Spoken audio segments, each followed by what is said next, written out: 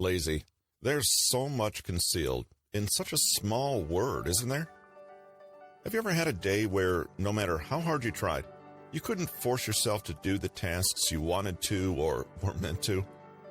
Maybe you had a day spent wasting time online or watching TV, knowing that assignments, important phone calls, or chores were waiting for you, and yet you just couldn't get any of it done.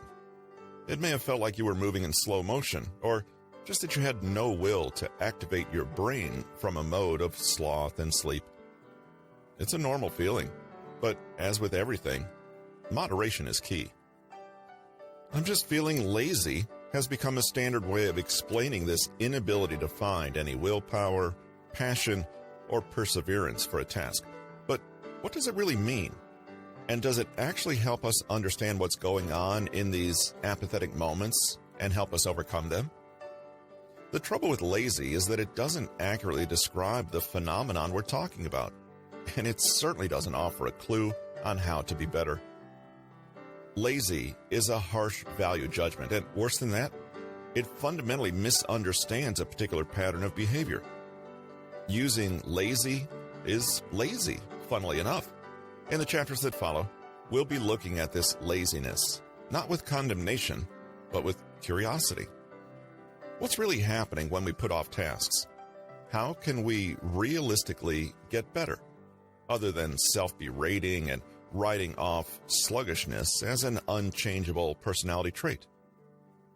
What is the root cause of this inability to do?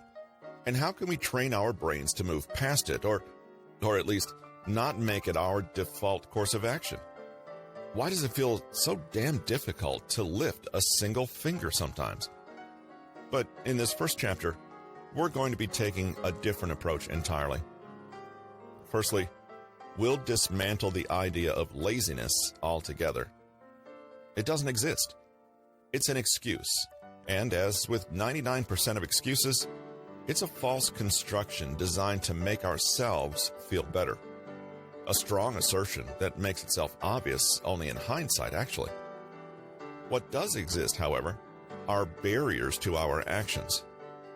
If you look at a person lounging around in front of the TV in the middle of a weekday in their pajamas, while work piles up around them, you might call them lazy. After all, doesn't this schlub have things to do?